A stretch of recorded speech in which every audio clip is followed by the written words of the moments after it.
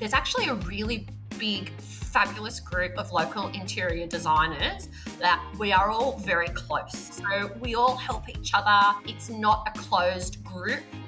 Awesome. We're all very open because we kind of do rely, I think, a little bit on each other for information, and we share samples and trades, all these sorts of things, because there genuinely is enough business in Newcastle for everyone. We do have quite a lot of interior designers, but there really is enough work. Hi, I'm Beth Beesky, the founder of More Time to Design and your host of the Design Dialogues podcast. I've been a designer for the last 12 years and I've run my own studio for 5. And I know how hard it is to run a successful business. You not only need to be great at designing, but you need to be great at all the other things as well. I created More Time to Design, a software platform to help designers run efficient studios, and I've created the Design Dialogue podcast to help us all learn together. Each week, we will meet professionals who are at the top of their game doing things that help us run our studios. We'll have conversations with social media managers, interior design mentors, copywriters, stylists, photographers, suppliers, and also designers who have been in the game for a long time and who have such a wealth of knowledge to share. I hope that each week you feel inspired and informed at the end of each of our design dialogues. So join me for the Design Dialogue podcast. Hi everyone, welcome to this week's episode of the Design Dialogues podcast. This week I am joined by Arna Sleishman from Designed by Arna. Hi Arna. Hello Beth, thank you for having me today. It's my absolute pleasure. Now I met Arna, I kind of knew her online, and then we sat next to each other at the KBDI conference back in August in 2024, and I have to say, that was the funnest day. Arna, you are so much fun, and I am just really looking forward to chatting to you today. So I always like to start by finding out, what can you see out your window? Oh, well, thank you, Beth. I thought it was lots of fun in Melbourne. So today, out my window, I am in Newcastle on a busy street corner, and I am looking at a basketball court and a field with people playing croquet. Oh, how lovely. I'm actually, this is my current work studio. It's my most recent renovation project, and the client's actually renting this space out. So until they find a renter, they have kindly allowed me to work from here rather than my kitchen table. So you're kind of squatting at the moment, like pretty much. There's actually, apart from where I'm sitting, there's no other furniture in here at all. I love it. I love it. So you just mentioned that you are based in Newcastle. So, and for those interstate listeners and international listeners, Newcastle is about an hour and a half up the coast from Sydney. And it is a fairly large regional town or city. Tell us a little bit about your studio and how you got into design. So I studied interior design over a decade ago at a private school in Newcastle with a bunch of beautiful girls that I actually am still really good friends with. I ended up actually going straight into kitchen design. So there was a job advertised, and I stayed within kitchen design for a decade in Newcastle. And whilst working with my last company, I had the opportunity to meet an amazing builder. So for 6 years, him and I collaborated on a lot of projects, and he had actually been suggesting that I go out on my own for a very long time. And I finally took the plunge last year. So I'm in my second year of my business, and I was really scared to take that plunge, as I'm sure everybody is. I thought, where am I going to get my leads from? How am I going to earn money? I've got the support of a great builder, but how am I going to get those leads? And to be honest, last year is actually probably going to end up still a more successful year than my second year. I did about 20 projects last year. and 4 of them were full home renovations. Yeah, wow. 2 of those were finalists in the HIA Awards this year, and one of them actually won Best Bathroom over 50K for Newcastle. Awesome. So Awesome. it was a successful first year, Yeah. but all really to do with the builder that I'm lucky enough to work with. Yeah. So, okay, I've got tons of questions from that. The first one is 20 projects in your first year. It was That massive. is pretty amazing. Yeah. It was But huge. Yeah. was it way too many? Yes, definitely. I have done the absolute classic thing of taking on way too much, not charging what I'm worth. I didn't have systems and processes set up. And as a side note, so while I was studying interior design, my full-time job, I was actually a staff trainer and a process writer. Oh, So yeah. I had that as a background, but having a decade out of that, and the joinery companies I worked for weren't too crash hot, to be honest. So they weren't organised. They didn't have those things in place. So without all of that, I was all over the shop. It's a bit of a shambles.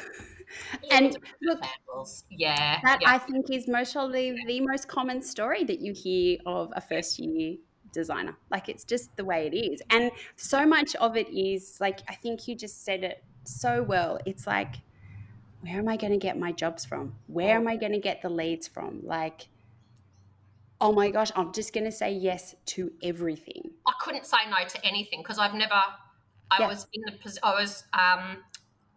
commission based before. So I did 10 years basically of sales and commission based. So I wasn't, you take every job that you can.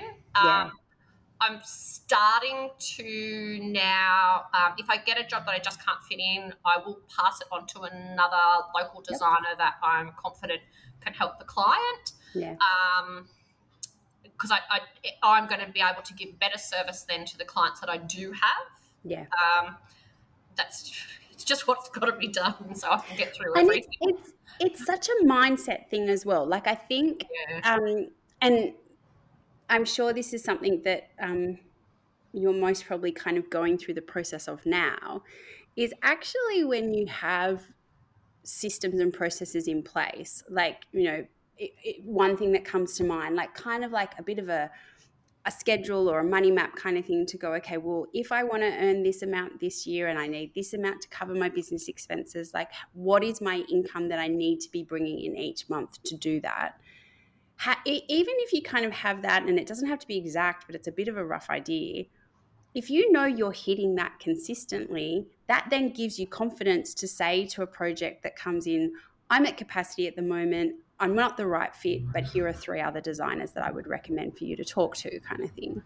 So you don't have that fear of, oh my goodness, like, when is the next client coming? Like, you've kind of got the bit of evidence behind you to show you, okay, I'm making those figures, I'm making that kind of what I need to be making. I can feel confident about passing that on. Well, Beth, I'm not at that stage yet. I want to be honest. I have actually now engaged a business coach to help me get my systems and processes in order.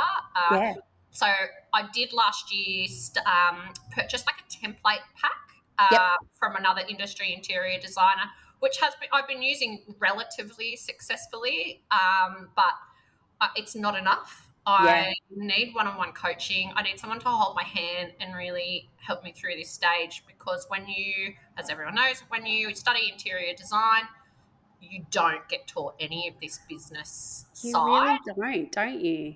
None of it. And I don't think you actually really appreciate how much you don't know till you're kind of like in your position and you're kind of like, what am I doing here? Like, this is not working, but I don't know how to fix it, kind of thing. And it's really interesting as well. Like, when I started the podcast, and the software, I didn't have a realization that people would actually kind of want my advice. Like, I know that sounds silly, but it is amazing, like, through the health check and the courses and just like the DMs, and I'm kind of like, wow, like, people really need this help. And I hope that people hearing your story will go, it's okay to admit that you do not know what you're doing, because I think what you're doing is being so proactive. There are so many designers who would kind of muddle along for 3, 4, 5, 6, 7 years and then get to the point where you are now and be like even more strung out, like stressed, kind of never charging the right amount for what they're working on. So they're You kind just of burn out. total burnout kind You of thing. just burn out after Yeah. that time.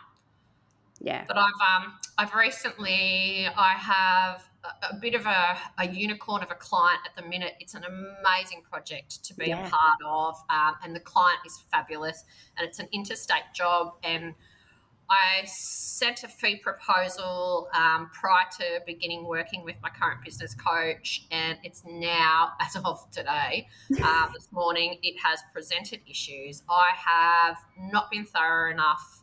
Yeah. The level of the job that this is, and it's interstate, so I haven't covered all of my costs within this fee proposal, and now it's being questioned, which is fair. Yep. If it's not clearly stated in the fee proposal, then that's on me.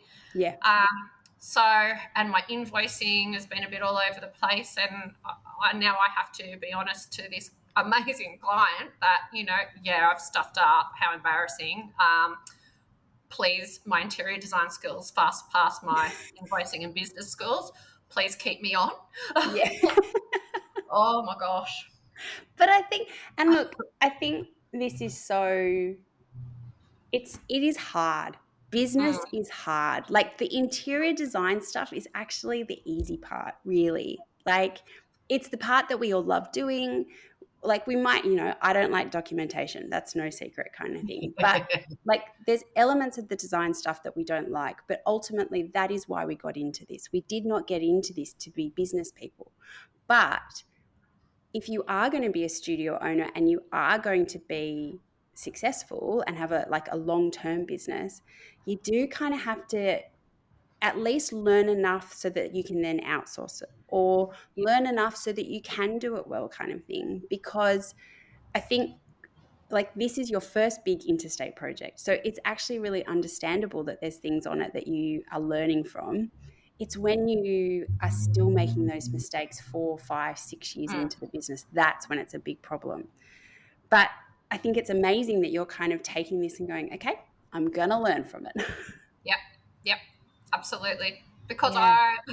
Beth, I love interior design, as we all do, Yes. but I'm not good at working for other people, which is what I have found out within my 20 Yeah. history of working for other people.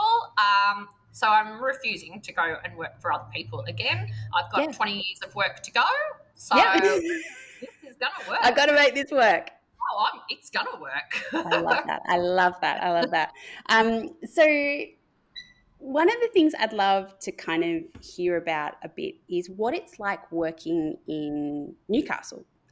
It's a really thriving centre. It's got an amazing beach. It's got a good cultural set, like life to it kind of thing. But you're about an hour and a half away from Sydney, where all the big showrooms are and all of that kind of stuff. How do you navigate that with your clients? There's a few things. So one, there's actually a really big, fabulous group of local interior designers that we are all very close. Yep. So we all help each other. It's not a closed group. Awesome. We're all very open because we kind of do rely, I think, a little bit on each other for information, and we share samples and trades, all these sorts of things. Because there genuinely is enough business in Newcastle for everyone. We do have quite a lot of interior designers, but there really is enough work. We are finding, I would say since COVID, the last sort of 3 or 4 years, the most of my clients are 50 plus retirees moving from Sydney. Yep. So they are moving to the area to be with their children and grandchildren. Yeah, right. So the kids move down here because this is where they can afford a house and they have a better life balance. Not as much traffic, all that sort of jazz. And then once the parents retire, they sell up and then they're ready to move down here. So there is a lot of work for us. Yeah. But navigating the large showrooms and so forth, it's funny that you say that now. So on last Friday, I actually approached two of my suppliers that I use in the majority of my projects and requested that they take us down to their showrooms in Sydney. So I gave them a list of interior designers. They got more interior designers in the area, and we actually got a bus on Friday from Sydney, picked up other designers on the Central Coast, and we went to two of the large showrooms in Sydney. That's awesome. I'm now also in talks with another large supplier in Sydney to do a similar thing. So I think I'm going to aim to do that 4 times a year, maybe with different suppliers, purely so we're not missing out. Yeah. And I think this is something that is a really interesting almost shift in the kind of dynamic of the industry. So if we think about, like, as you just mentioned, like so many people are moving out of our capital cities because it's just so expensive. Yeah. And comes that, like, there's like this flow of work that then comes from that kind of thing. And it's like beautiful projects. Like they've got healthy budgets and they're like, you know, and they also, and I don't want this to come across the wrong way, but they come from like Sydney or Melbourne. So they have an expectation around, I want a beautifully designed house. I'm not saying people who live in Newcastle also don't want a beautifully designed house, but it means that the number of potential clients is growing. And so it's great that there's a really healthy design community in there, but ultimately that design community is only healthy if it's supported by trades and suppliers.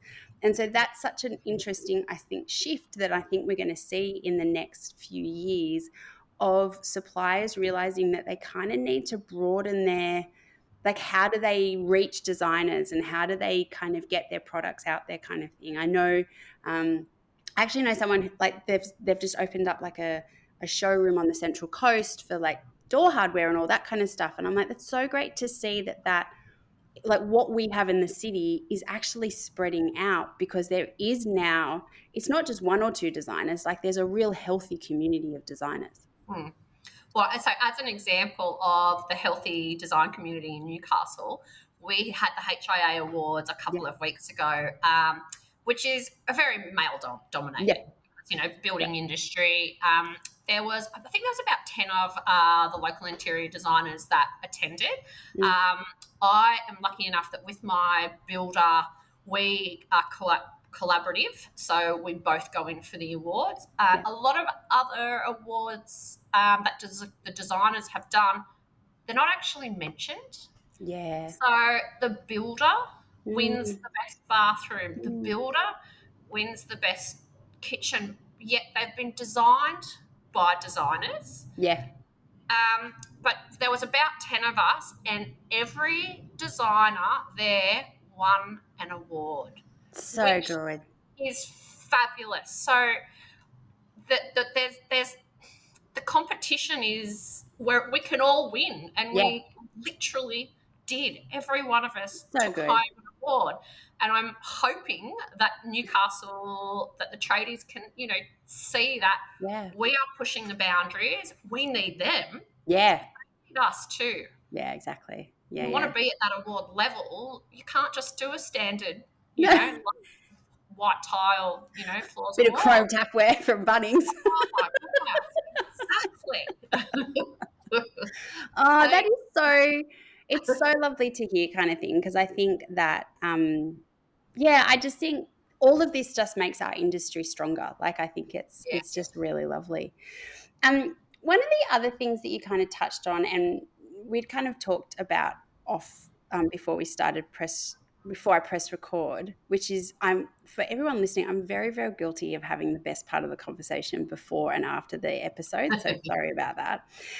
But we were talking about like leads and how you get it. And that's always, I think, one of the biggest issues that people have when they start their business. They're like, where am I going to get clients from?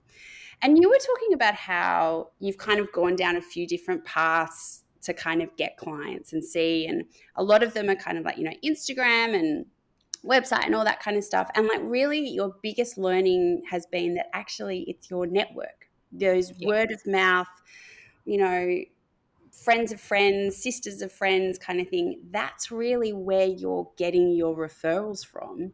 And I think that's a really interesting message for designers to hear, because I think so often we put so much time into Instagram accounts and we think, well, you've got to have like these big Instagram followers and that means success. And it's kind of like, it really doesn't. Like some of the best and busiest designers I know, I don't even know if they've got Instagram, or like they've Yes. posted back in 2022. Like it's just, I think it's really interesting talking to designers about the perception of what you need to do with Instagram and social media and marketing and all of that kind of stuff versus actually what actually gets you results. I did choose. So last year was my first year. This year being my second year, I did choose to invest in building my Mm, brand this year. yeah. So I did hire a social media person who did a good job. I paid them an absolute fortune. I had them for 9 months, and from that 9 months of full-time social media, I received 2 leads that Mm, booked 90-minute consults, which earned me just under $1,000. So, and I spent a hell of a lot more than that yeah. on the social media investment for this year. Anyway, that didn't end so greatly. So I started actually looking at another person to take them on. And then I just sort of stopped and thought, what am I investing in? Mm, Unless I want to actually be a design influencer, mm, do I want to continue investing in this platform that, to be honest, is not where my clients are?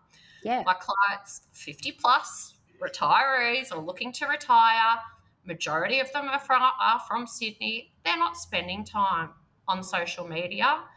Um, yeah. And I So for think, me, it's a big learning. It's cost me a bomb, but and I'm not saying that I don't think it's worth investing in some sort of social mm, media, but that level is just not required. And I'm not sure it's required for any designers unless you want to be a design influencer. yeah, and I think that's such an interesting take. Like, I think, and it's really interesting when you talk to other designers because I think that's a very, very common experience. They're kind of like, oh, I'm going to get clients. And you're like, you're really not. And I think Yeah. the key for you was that it's like, you've kind of got a very clear avatar of who your ideal client is, Yeah. and they're not on social media. Like, No. and they're also, even if they are on social media, they're not of the generation that will most probably, like, they're going to want a word of mouth, or they want to have worked with, like, know someone who's worked with you kind of thing, or they want to gonna, like, it's a very, they're kind of the way they kind of work out who they want to work with is not off social media. And I think it's a really interesting thing that I don't think enough designers actually think about and go, how much time am I spending on this platform, and is it actually just a vanity project? Like, is it a vanity project so that I have other designers say how nice my work is? And that's okay. Like, that Yeah. is okay, because it's actually very lovely to have other designers who fully appreciate the amount of work that goes into these projects to comment. That is totally okay. I would be very hypocritical to say that it wasn't. Like, I love when other designers go, this is stunning, or like, it's totally normal. And But I that's think, most people who are commenting. yeah, They're your friend network or other yeah, designers within the industry that appreciate, what you've done. I yeah, think perhaps, like styling, property styling, I think you can create a beautiful feed on social media by doing that by yourself and mm, relatively cost effectively. But people who I specialize in full home renovations, so people who are investing in my services are spending a lot of money. yeah, So are they going to do that by looking at my Instagram feed or my Facebook feed? No, they want to hear, and Newcastle is mm, very word of mouth. They want to yeah, hear that I'm a one-stop shop. I've Yep. got the whole team together. So Yep. I will design it. I will price everything. You will have a fixed price before you start that renovation. And then we'll go in and we'll do it in 6 to 8 weeks. Yeah. That's what they're looking for. They're not looking for, oh, you look good on social media. I want to come and spend $500,000 with you. Yeah, That's not exactly. how it works. No. And I think the other thing, like, they might look at your Instagram to get an idea. And I think so often Yeah. now Instagram has almost replaced, I still think you need a website. Like, I think that's important. But I think so often now Instagram replaces the portfolio part of your website. Like, I think Instagram plays the role of your visual portfolio. Like, that is what it does. It gives you some credibility. Yeah, exactly. It does that. But if you are already investing in getting professional photos of your jobs, which we do, that's enough to put up. Totally. And I think as well, like, you know, it is a tool to help educate your potential client and all of that kind of stuff. But I think it's really healthy when designers kind of actually look at it and go, is it a platform I need to be giving that much energy and thought and time to, and Money. Like, to is be putting it? that money into Yeah. a return for my investment. Yeah. Yeah. And I think that's because the thing. Like, ultimately, for an interior designer, you are a B2C, so business to consumer service.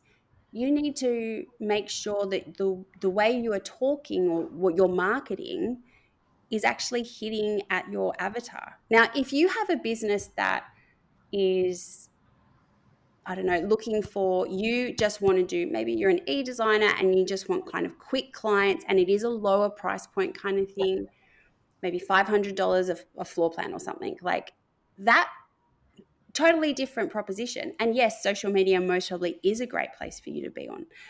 But I just think so often designers aren't looking at who they're actually targeting and where are they spending their money to get that kind of thing. Yeah. Well, that was a big first lesson for me in my second year. Now I'm no longer paying anything for social media, and you might be able to see how I look at my social media. But I have redirected that investment to a business coach. So I can work on my systems and processes and really make sure that I'm concentrating on the client experience and making my life easier by not just doing a scattergun approach by trying to get everything done and multitasking on 10 jobs at a time. And I think in the long run, that's going to give me a whole lot more benefit than being a design influencer. It might be. But no, I think it's, as you said, it's a learning kind of thing, but I think it's a trap that a lot of designers fall into, especially in the early days of their business. And I'm like, I don't think I've ever really heard of interior designers who kind of work with bigger clients landing them off Instagram.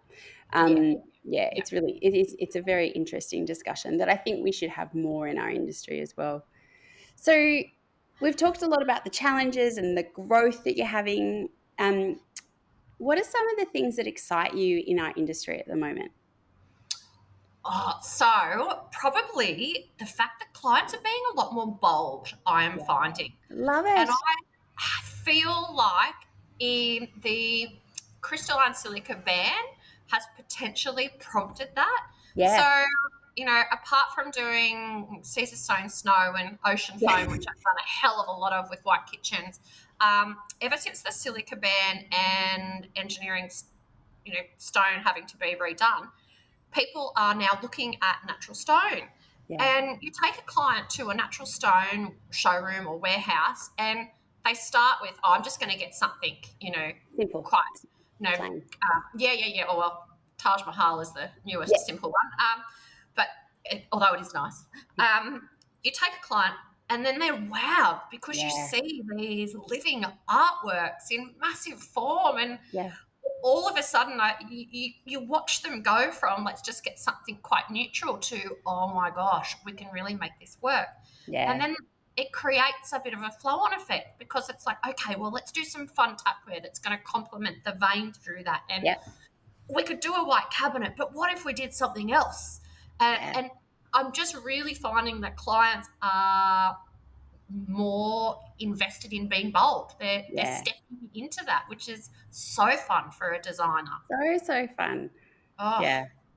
It's very cool. And it is so true. Like, I think as soon as you get a client into a stone, like a natural stone showroom, I don't think I'm yet to see a client that hasn't been absolutely captivated by one. Like, one of the kind of last projects that I worked on, it was a kitchen. And we started with pretty much plain white. Like, it was the boringest of boring kitchens. And we went through on a real journey kind of thing with her on the benchtop. We were looking at porcelain, we were looking at all of them kind of thing. And we'd settled on this granite, and it was nice. It was fine. Doesn't sound it in your voice, Beth. No, like it was going to be fine. It was beautiful, but it was no like showstopper kind of thing. It would have been a nice kitchen. And we were waiting for them. We were just going out to confirm the slabs, and we were waiting for them to pull them out kind of thing with the crane. And she was standing next to this marble, which was the most beautiful thing I have ever seen. Like, it is got pink, it's got gold, it's got like tan, it's got white, it's got grey. It's like, it is an artwork. Oh, amazing. And I'm watching her, and she's like, I think I want to use this. Yeah. And I'm like, really? And she's like, and like the stone rep is like, it's slightly more expensive than what your it's at a different price point. Several different price points higher than what you're currently looking at. And thankfully this client has lovely deep pockets, so that really wasn't a problem. But she was like, I just have to have it. And it's installed now, and it's beautiful. And she tells me, she goes, every morning I sit there and drink my cup of coffee and stare at this artwork. Oh. And I'm like, I'm sorry, that is job done. Like, Don't that you have the best job? It's oh my so gosh. good. It's so good. It's so fun. And I'm just like, that is why we do this job, to make people like, how good is her morning every morning now? Yep. And it's just so much fun. And I do think, like, I think that is one of the absolute joys of natural stone, that like, once you get people over that hurdle of all of those, the normal hurdles that we know, they are just captivated by it. And you're right, we are so lucky that we get to work with these amazing products. Oh, but I honestly didn't even have that opportunity prior to the silica ban. Yeah. So for me, all of my clients were coming to me, I want engineered stone, and it was just, that's just what you do. Yeah. But now this world has opened up, and I love it. Yeah. Absolutely love it. Yeah. Oh, very cool. That is an exciting part of our industry. So tell me, what are you looking forward to in the next 12 months in your business, in year 3? Getting my systems and processes in place. Well, that's music to my ears. Yeah, that definitely. And this project, the interstate project that I'm working on at the minute, it's a very exciting project to be involved in. It's completely out of the realm of what I thought I would be doing 2 years into my business. Yeah. So I'm hoping that getting my systems and processes is just going to strengthen the business side, to give a very professional approach to the job, and then move on and make money from the next project. And take the hit on that one. Oh, look, it's always the way. I don't really think you make money in your business in the first 5 years. I really don't. I think I was prepared for 3 years. Don't tell me 5. No, I think that's a bit of a furphy. I think like people beat themselves up about it, and I'm like, oh, I'm not doing very well, or I'm not, and I'm like, you know what, like, building a business and growing a business and having a business, it's really hard. It's a really steep learning curve. And you know what? If you were there in 10 years' time and making money, then you've done well, kind of thing. And I think too many women particularly are too hard on themselves about this. Like it's a hard job. Being a business owner and running a financially successful studio is hard. It's really hard. I'm just really concentrating on keeping moving forward. Yeah. That's all I really have been doing since I started. Just keep going, keep moving forward, keep putting small things in place, and that momentum builds, and it'll get to the point where things will get a bit easier and a bit more linear, and the money will start rolling in, hopefully. It will. It totally will, kind of thing. And I think that's the best attitude to have. Like, it's kind of the way that I suppose I've built my businesses, in that it's like you're constantly trying to build momentum. And for a lot of the time you think this is going nowhere. And then all of a sudden it kind of picks up and you're like, oh, it's been working. And then you kind of feel like you do it a little bit more, and then you kind of like, oh, it's not working. And then all of a sudden it's done. You're like, oh, cool. So that's just, I think it's a really, really positive attitude to have. Well, remember, I'm not going to go back and work for anyone else. So. It's a very, very good motivator. Oh, Arna, thank you so much for joining me today. I have loved chatting to you. Thank you, Beth. You're amazing. Thank you for the opportunity to come onto my first podcast. First of many, I am sure.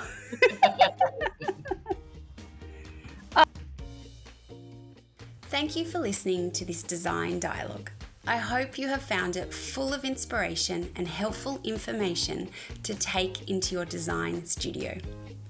If you like the podcast and want to hear more, consider sharing it or writing a review, as it helps us reach more people, and follow us wherever you get your podcasts.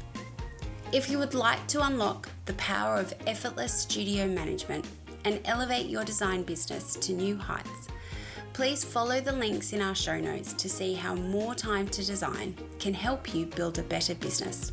Have a great week, and I will see you for our next Design Dialogue.